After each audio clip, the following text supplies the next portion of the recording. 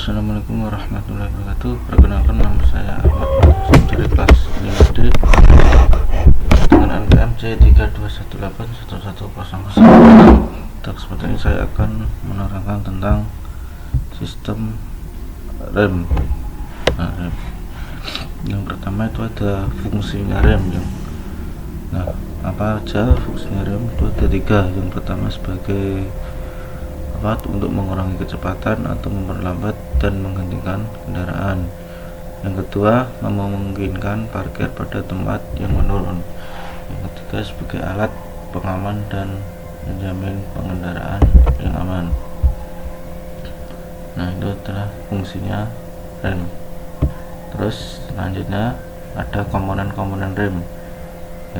Komponen-komponen rem ini masih menyeluruh. Yang pertama ada booster, terus tuas rem parkir, tromol, kabel rem parkir, pedal, master silinder, rem piringan, dan katup P. Nah, kita belajar tentang komponen-komponennya. Fungsinya dari masing-masing komponen tadi, yang pertama adalah pedal rem. Pedal rem fungsinya ini sebagai kita injakan kaki di pengemudi. Sistem rem yang dimanfaatkan oleh pengemudi untuk melakukan pengereman. Nah, ini jadi tuasnya, tuas rem. Dan tuas rem ini nanti bisa di setel sesuai selera ya, sesuai dengan tinggi pedal bisa di setel, terus gerak bebas pedal juga bisa di setel. Yang kedua ada booster rem. Fungsinya untuk mengurangi tenaga yang diperlukan pengemudi dalam pengereman. Nah, apabila kalau tidak ada booster remnya ini pasti akan terasa berat. Jadi fungsinya rem booster rem ini untuk mengurangi tenaga yang diperlukan pengemudi dalam pengereman. Terus yang ketiga ada master silinder. Itu ada silinder atas dan silinder bawah. Yang atas itu dekat biasanya setelah booster rem itu ada, setelah booster rem itu ada master silinder. Nah, di bawah juga ada silinder roda. Itu yang fungsinya master silinder mengubah gerak pedal rem ke dalam tekanan hidrolis. Nah, tekanan hidrolis adalah tekanan yang tadi yang membutuhkan fluida atau minyak. Nah, jadi kalau rem tidak ada minyaknya nanti bisa bahaya sekali dalam mengemudi. Maka kalau mau mengemudi itu dilihat dulu sebelum digunakan, periksa dulu minyak remnya apakah masih atau tidak. Kalau tidak, itu ya tadi hasilnya bisa nanti kapan saat digunakan rem macet atau blong. Yang keempat adalah katup P. Nah, ini berhubungan rem depan membutuhkan tenaga pengereman yang lebih besar dari rem belakang, sehubungan dengan pemindahan berat kendaraan yang terjadi pada waktu melakukan pengereman yang kuat. Nah, ini letaknya di depan ya, langsung berhubungan dengan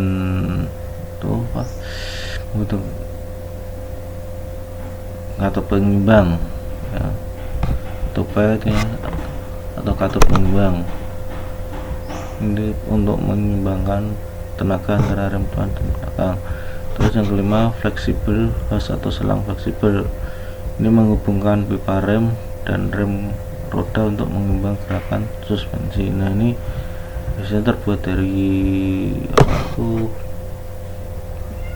selang beton ya, dan selang karet. Ini biar lebih awet. Terus tuas rem parkir atau rem tangan. Ini letaknya di dekat si pengemudi untuk gangnya ini ya. Ini apabila tidak digunakan posisi normal itu seperti ini.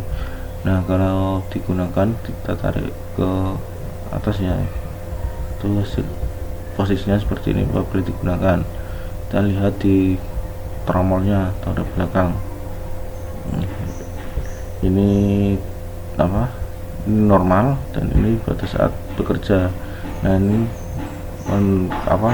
sepatu rem bergerak ke dekatnya tromol. Ini apabila sedang tuas rem parkir bekerja. berfungsi untuk mengerem roda belakang secara mekanis melalui batang penghubung dan kabel. Nah, berarti ini batang penghubung dan kabel. Juga untuk parkir kendaraan pada jalan turun atau mendaki. Terus yang ketujuh ada rem cakram atau rem piringan. Untuk fungsinya untuk memberi gaya pengereman pada roda-roda depan kebanyakan di roda depan untuk rem cakram. Terus yang ke-8 ada rem tromol, memberikan tenaga pada roda-roda belakang baik secara hidrolis maupun mekanis. Terus menggunakan cairan atau minyak atau fluida, kalau mekanis dia menggunakan kabel langsung. Nah, terus ini ada yang pertama ada komponen rem. Nah, ini yang pertama adalah rem tromol.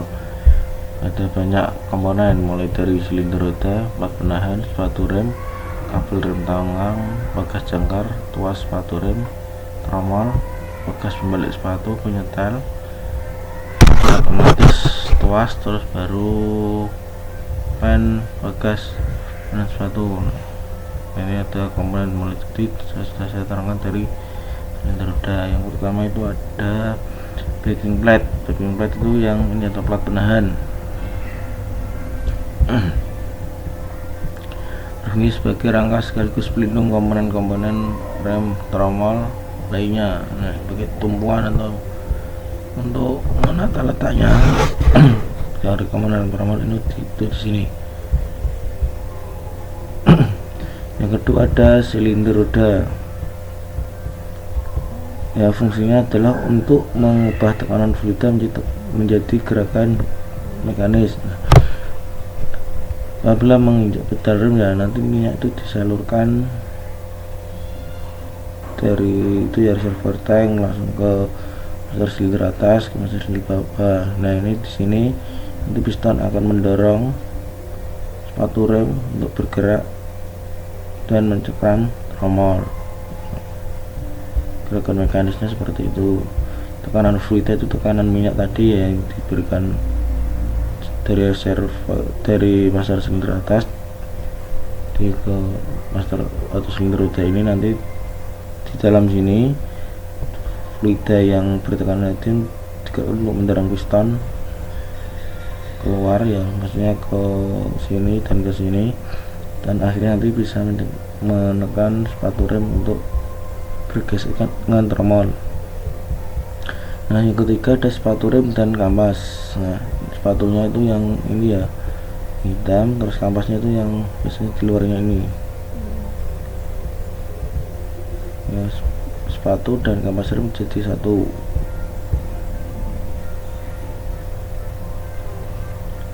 Terus yang keempat return spring. Ya, return spring fungsinya untuk mengembalikan posisi sepatu rem selesai proses pengereman. Kalau digambar seperti ini ya. Nah, ini fungsinya ini. Bila sudah pengereman nanti akan kembali lagi. Terus yang kelima adalah brake shoe holder. Ya, brake shoe holder. Sepatu rem memang terletak menempel pada backing plate, namun perlu digarisbawahi adalah sepatu rem ini bersifat dinamis atau bergerak-gerak, sehingga mekanisme holder yang dipakai harus bisa menunjang hal ini. Terus yang ketujuh ada brake shoe adjuster, ini sebagai penyetel, tempat untuk menyetel. Nah, apabila setelah dibongkar, jangan ini harus ikut dibongkar untuk diolesi standar ya. Nah, kalau sudah dibongkar, kalau mau menyetel itu lewatnya sini.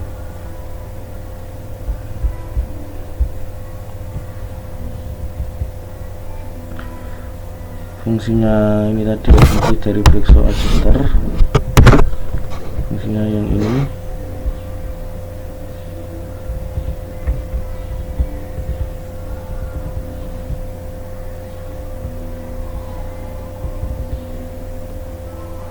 Penyetel celah antara kampas rem tromol dengan permukaan tromol saat pedal rem tidak ditekan. Terus yang ketujuh ada parking brake lever, fungsinya mendorong brake solid untuk bergerak ke arah luar sehingga kampas rem sekunder langsung menempel dengan permukaan tromol. Nah, ini yang tadi di drum tromol sudah saya jelaskan tadi, ada rem parkirnya.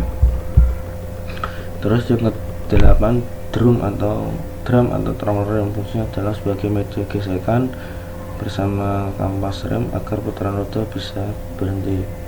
Nah, perhatikan untuk rutin memeriksa rem ya, kalau tidak itu nanti apabila kampasnya habis terus digunakan terus drumnya atau tromol ini, nanti akan bisa ada timbul garis-garisnya atau coaknya karena bergesekan langsung dengan sepatu. Nah, apabila itu nanti bisa menyebabkan rem itu blong, terus macet juga bisa. Yang ke-9 ada parking brake, berfungsi utama dalam rem parkir adalah untuk menghubungkan gerakan tuas rem parkir dengan parking brake lever yang ada pada rem parkir, kabel rem parkir. Nah, selanjutnya ada rem cakram atau rem wiringan, disc brake. Nah, komponen-komponennya yang pertama ada rotor disc yang berputar, terus pad, bolt, leader plug, kaliper, bolt, dan torque plate. Nah, fungsi-fungsinya rotor, fungsi-fungsinya komponen yang pertama di rotor berfungsi sebagai bidang gesek yang berputar untuk tempat pencengkraman pad atau kampas cakram pada saat pengereman. Nah, ini juga diperhatikan, kalau kampasnya habis rem digunakan terus, nanti ini juga bisa menyebabkan itu tadi ada cowakannya atau timbul garis-garis. Nah, ini harus dipotong atau dibubut lagi. Terus yang kedua ada rahang cengkram kaliper, berfungsi sebagai komponen tumpuan dan pendorong piston di ruang silinder yang ada pada kaliper. Yang ketiga ada pad atau kampas, berfungsi sebagai bidang gesek yang mencengkram rotor yang berasal dari gaya dorong piston pada saat dilakukan pengereman.